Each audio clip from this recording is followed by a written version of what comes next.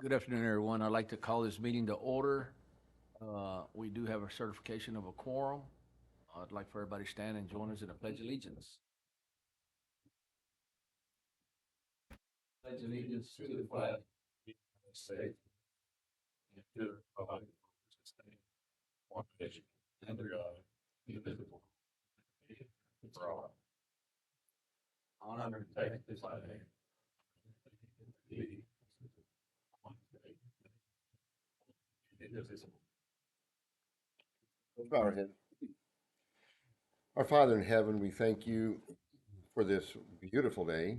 We thank you for the answer to prayers and sending us rain, and we ask for more. This evening, as we gather together for a city council meeting, I ask that you be in our presence. Thank you for all those that have attended. Father, that we would all have clarity of mind and of spirit, and that we'd make decisions that benefit the city. I just ask that you would keep all of our cities safe, and I continue to ask for blessings in abundance and for prosperity. In Jesus' name we pray. Amen.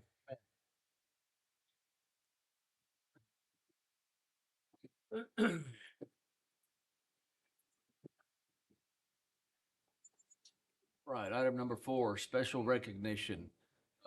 We are proclaiming April 2026 as Fair Housing Month.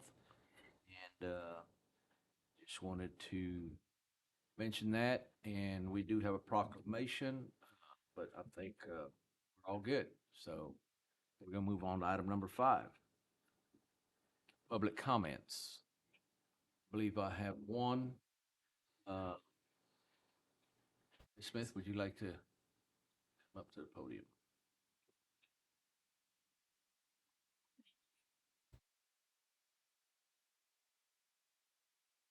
I called Safe Haven Baby Box Company in Indiana last week to verify that we are qualified in El Campo, and they said we were. So then I called the chief of police and got some information from him, and he said we weren't. So I have another question just a little bit to y'all, but he said that we talked about several things, or he talked about several things, and I listened, that he thought it would be too traumatic to his dispatchers to find a baby in a box at the fire station. So then that was just one of the things that he said. But then I talked to the city manager because she said that she would call me last week. So I called her and wanted to set up a time, but she said no right away also, that this was not going to happen in El Campo. She made a comment that I did not respond to any of her concerns. I didn't think it was correct to do it without a face-to-face meeting and also with the police department. She said, have you ever been out there? Did you know it was a very large building?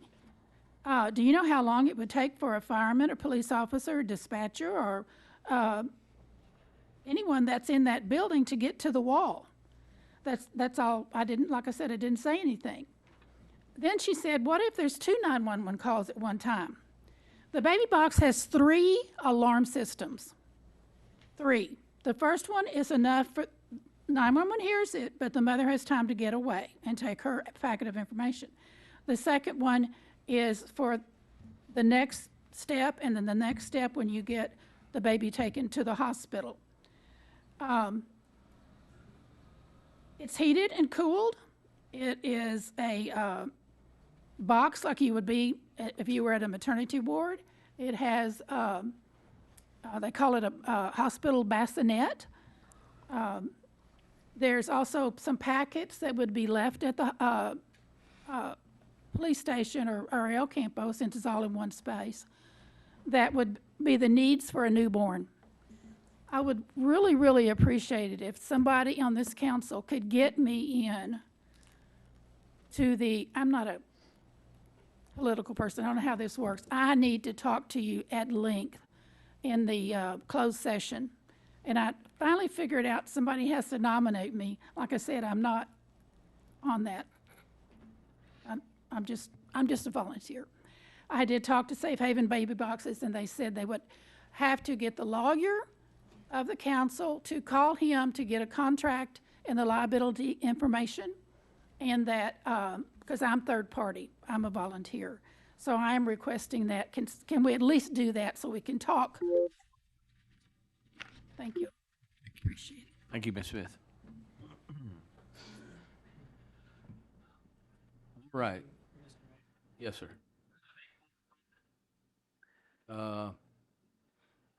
Sure. Yeah, you didn't fill out but you'll be fine. I want to say to Ms. Smith, she mentioned that she talked to me and also the city manager. I commend her. I think she's very well-intended. And I want to say publicly that if there's any blame for us not wanting this particular deal, it's me. I've made that decision. I know the city manager has supported me, but I'm not going to dump the city manager into the grease and say it's her idea. I'm telling you, it's my decision based upon the fact that I don't think, if this thing works 1,000 times, wonderful. But if it fails one time, and it's technologically, you have to trust the technology completely. If it fails and a baby was to die in a box in the lobby, I cannot put that on my dispatchers, because they're the ones who would have to deal with the repercussions of that. And that's what I mentioned as far as is my main concern. Everything technology fails at some time. The other day, our 911 system went down. Sometimes the radio goes down. We have to refer back to the human element. And that is my main concern of this, is that I don't want it to be put on dispatch, because they're the only ones who are in that building 24/7. And that is my concern. So if there's any issue on it, I take full blame for it, or accountability, however you want to call it, and that's it. But I do want to commend Ms. Smith. I know in her heart she's trying to do a good thing. It's not a bad thing. I just feel for us it's not a good fit.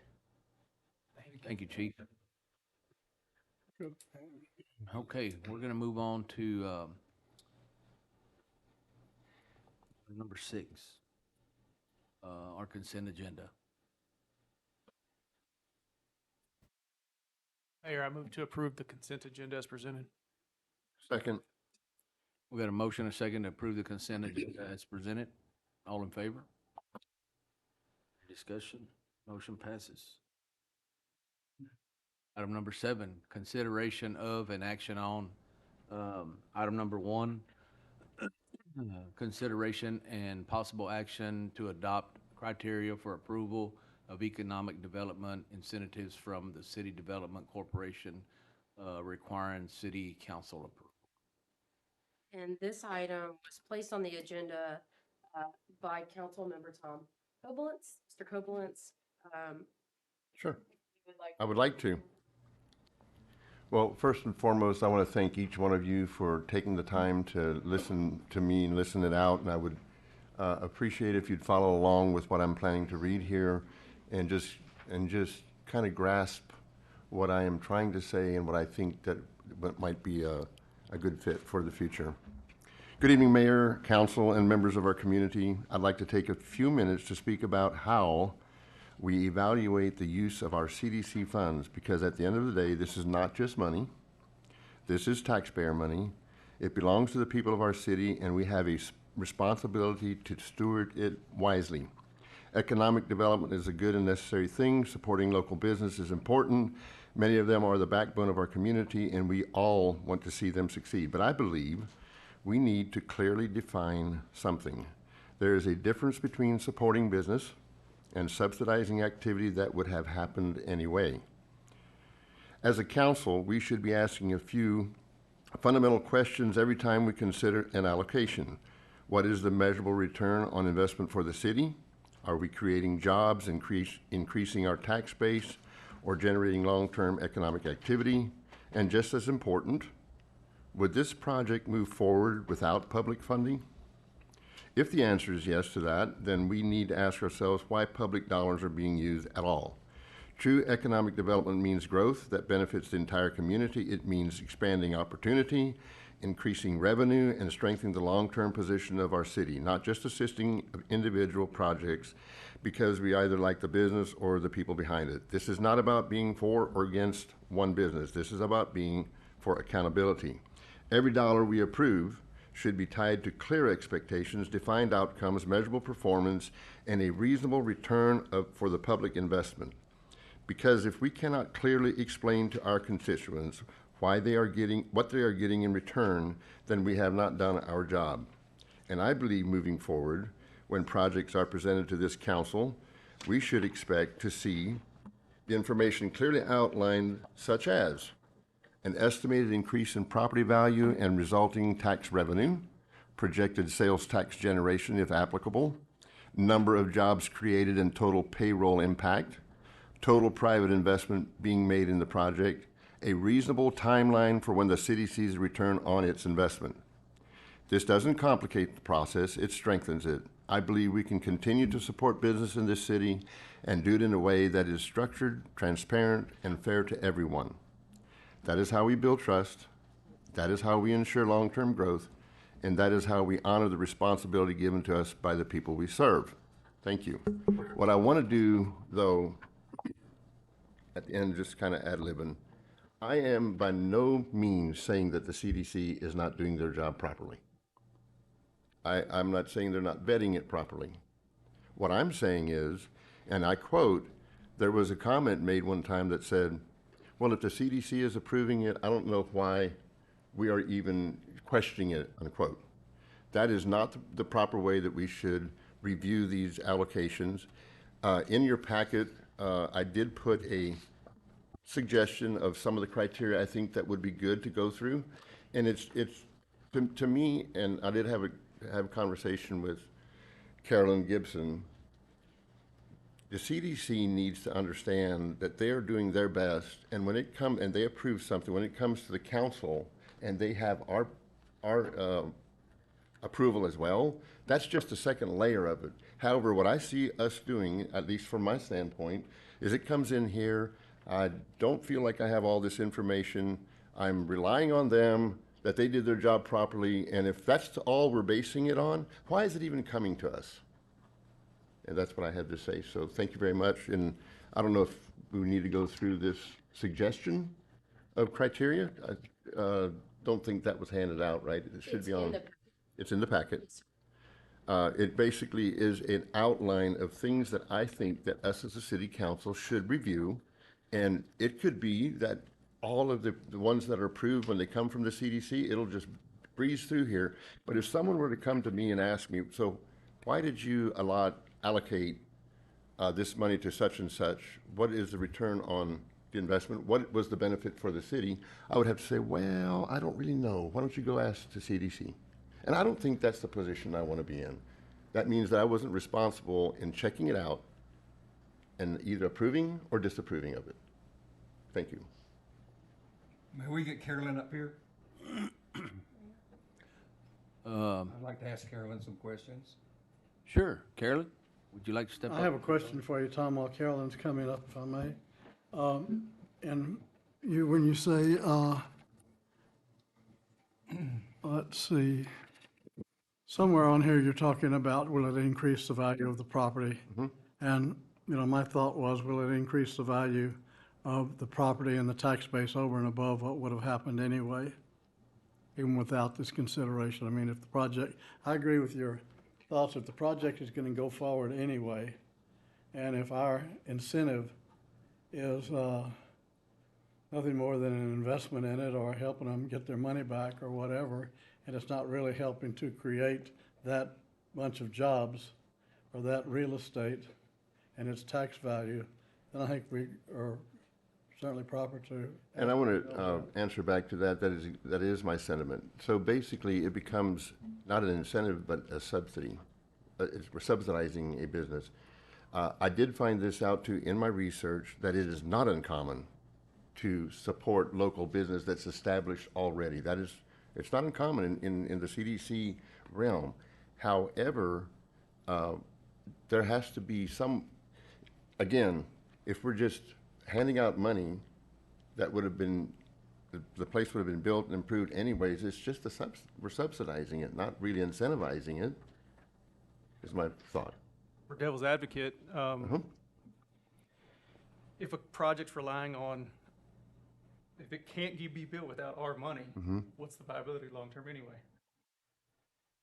The CDC talked. Or if, another thought that I have, if they need utilities, if something can't be built out in the industrial park without us running new water and sewer lines to them, then that's a real incentive. They can't necessarily do that and go down public right-of-ways on their own and put in their own utilities that they don't have an easement for.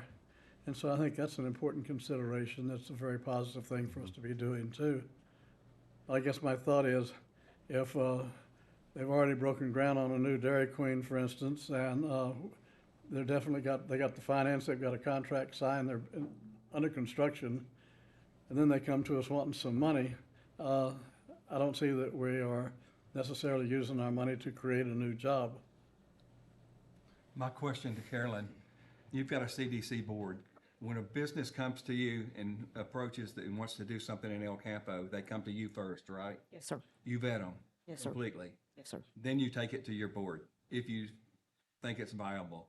I meet with them usually 2 or 3 times and give them the applications. They fill out the applications. We have 2.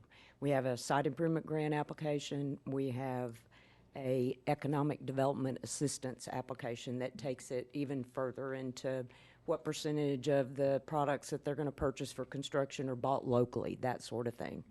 And so it's about 6 pages long that they fill out. If they're going to put people in hotels overnight, if they're going to have construction jobs that are not related to the actual jobs created by the business.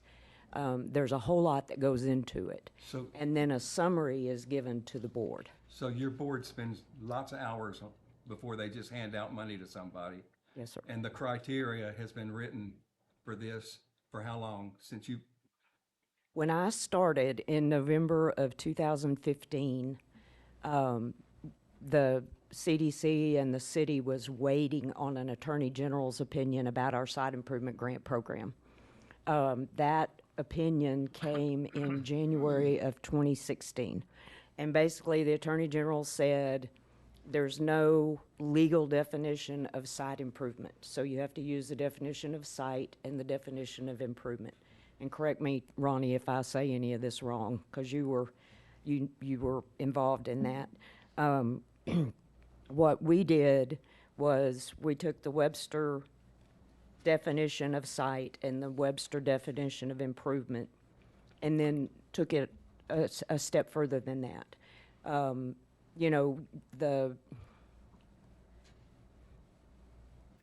that's not important.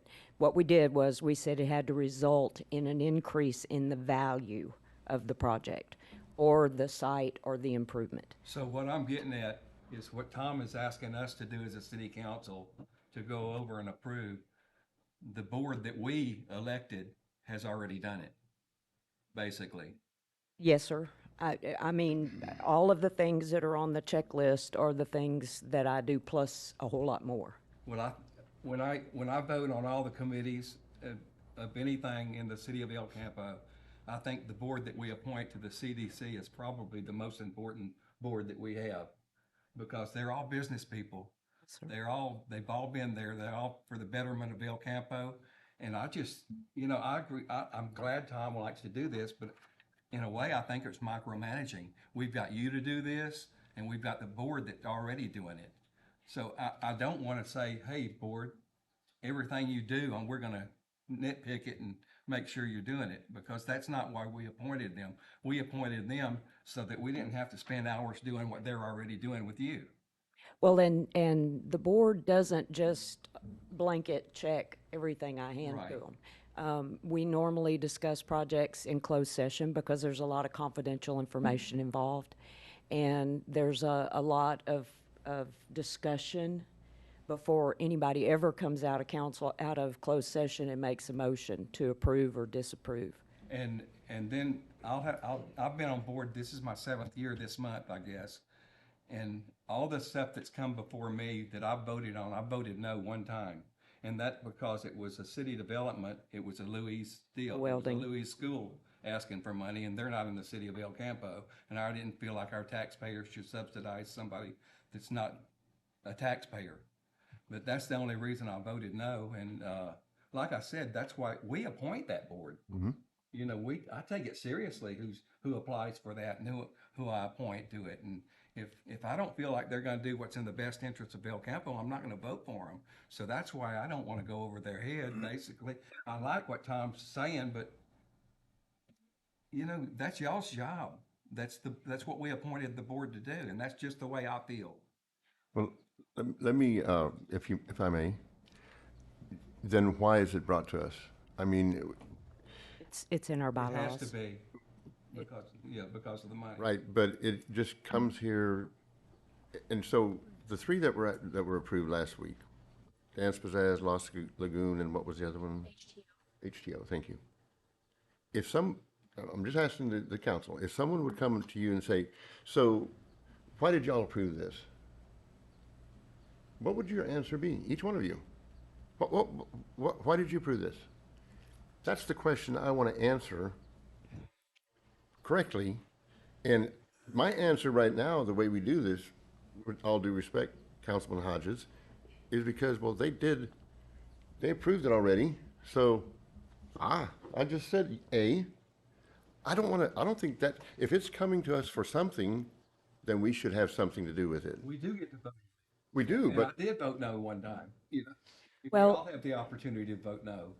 And if I try to give y'all all the information in my agenda request to Courtney, and I know you mirror a lot of that in that form, but if I need to give you more information, I can do that. I try to encapsulate it so you're not getting blurry-eyed reading everything. I don't have a problem filling out a form for y'all. Yeah, I mean, I took, Created one based on your, okay. the only thing is she made some of it confidential as required by law, but we could absolutely put these in the packet. yeah, This is something you do. because I'm doing it anyway. Yes, they're estimates.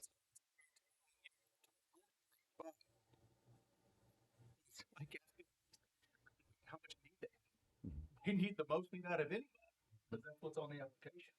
And so, you know, I'm not opposed to any of what you're bringing up. I do think that it poses some type of restriction from, we don't believe that source, or this source was wrong, or all of a sudden everybody's wrong and we're 4 years down the road.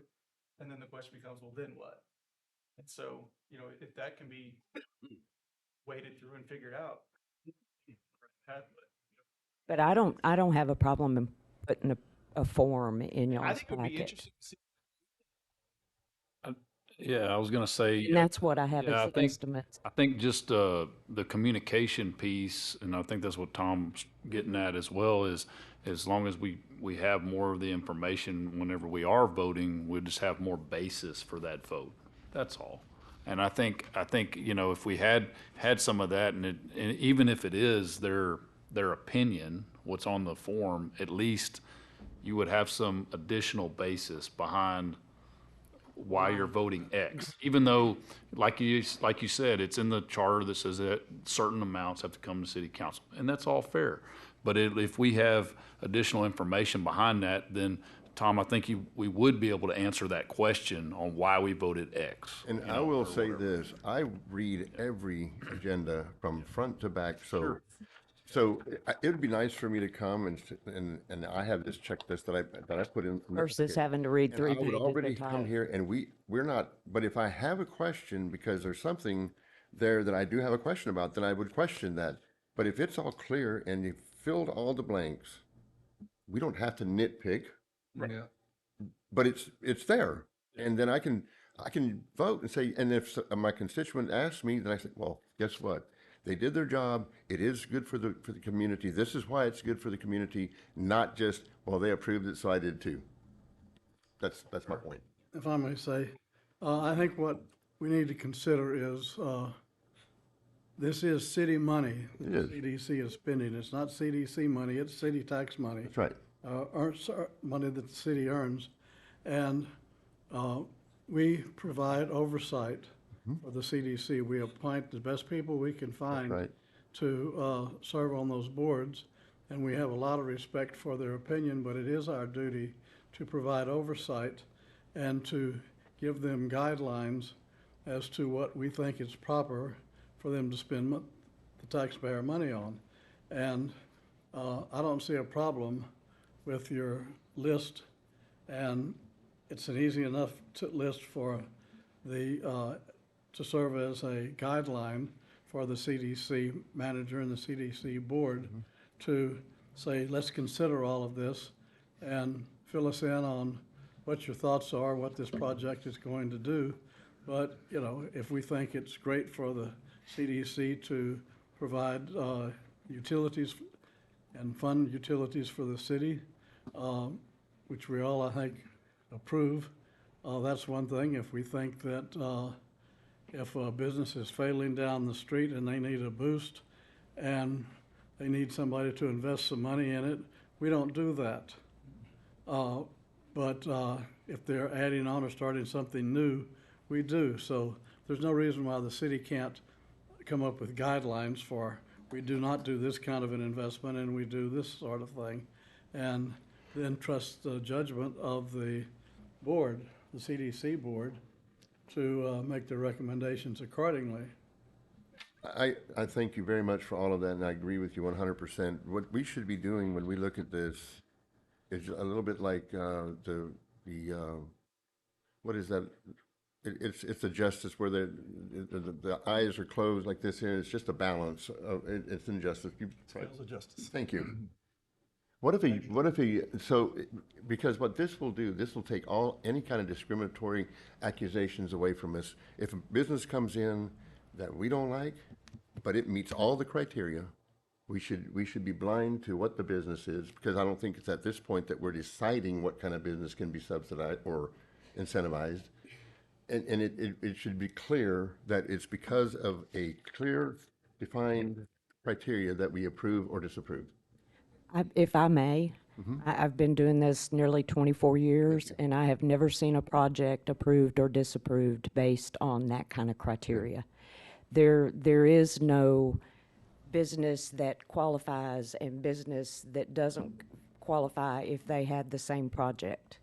Well, that's good to hear. That's a no-no. I would like to think that the rules apply to everybody the same. Yeah. But we do have a history of being involved in CDC projects. And if you don't believe that, think about the $700,000 we spent on that rail project out there, working a lot, are some of the city's money and a lot of the CDC's money. And there are certain things that we need to be involved in. Yes, well, I guess we're all talking here and communicating. That's the number one thing. I guess we just need to communicate a little bit more and moving forward, and we'll go from there. Tom, do you need a motion on something? Yes, I would like to make a motion that, well, at this point, I really believe that this is not a motion. This is not ironclad. I'm not married to this right here. And I know that the CDC has also provided something. Yes. And I So, couldn't project where this is going. Do you want to explain what yours is? It's based on Tom's. What I did was took your form and added all the things that we do to it, and marked the sales tax information is confidential. That can't be disclosed. So that couldn't be put on a form that's included in your packets. We'll absolutely include this on all. But yeah, I mean, I don't have, yeah, you don't, I don't think y'all have to command me to do that. Just ask me and I will. Because I have all that information right at hand anyway. I just put it in a summary in a paragraph form versus a form. That makes sense. so my first thought would be is I'd like to make a motion that we approve, but I don't know if we really have. So maybe we need to come back with, How about if we table it and You require it as possible. city manager and the CDC director work together on coming up with a,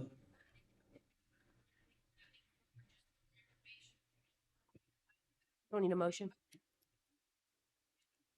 I think we're just, giving direction at this And I time. just want to make clear, my thoughts were not to, I know you don't mean for everything to come to us and have to go over what the, I understand now. I just didn't want to have to get everything right in front of us and do what the board has already done.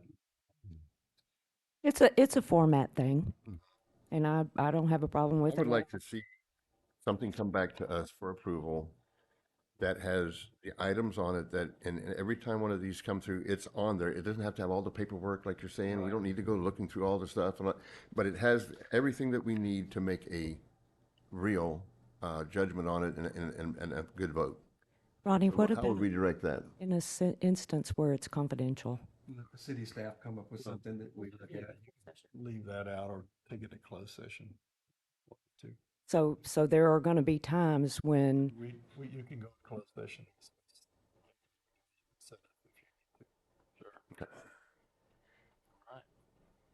So everybody agrees of what we just said? This is just an action item and we're gonna come back with some more. Sure. Yeah, I'm good. Thank you. Sounds good. thank y'all. Thank y'all. Move on to item number 2. let me just throw in for the record that we really do have a great CDC manager and a We do. great CDC board. Yes, we And do. Thank them for their service and we Yes. admire them for their We service. appreciate everything they do.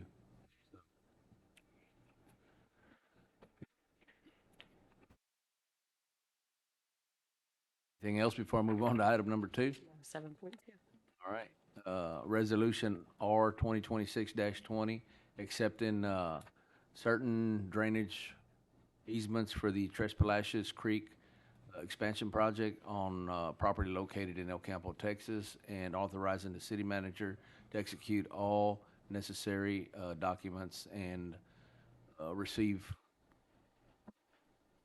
such easements and providing for an effective date, track 5, 9, 27, and 37. And to be honest with you, this is under consideration and action of, because I wanted more than one item under consideration and action of. We typically would have put this under consent, but in the interest of making the agenda a little fuller, we have it here. This is the same action you've taken on the other properties. You're approving us to move forward to acquire easements on those 4 tracks.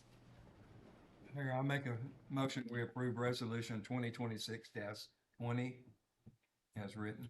Second. We had a motion and a second to approve Resolution R 2026-20. As presented. All in favor? Motion passes. Thank you. Number 8, moving into reports. We're going to breeze through these pretty quickly tonight. They're just for your information, no actions required.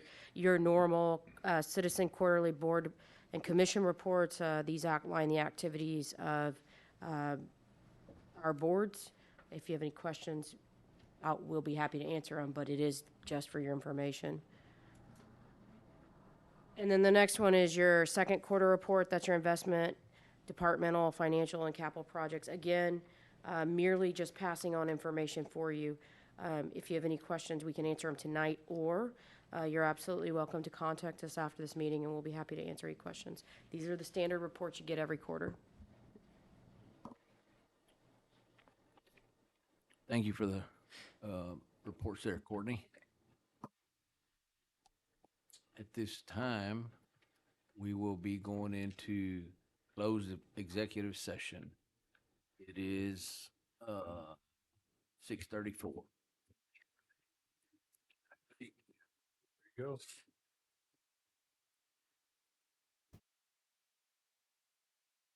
Mike?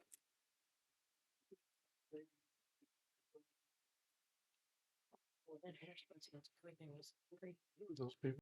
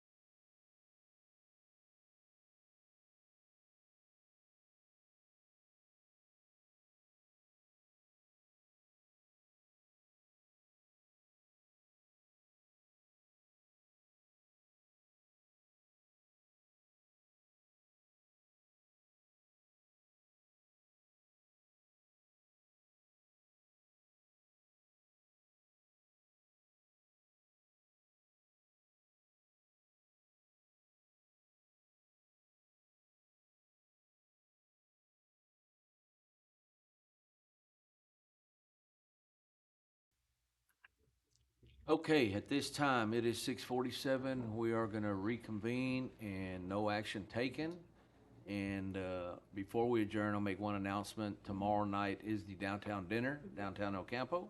So if anybody gets a chance, come on out and visit and, see if all the hard work that has come together for this. So, yep. But anyways, at this time, we are adjourned. Thank y'all. Why is Shannon not coming in? I was just wondering.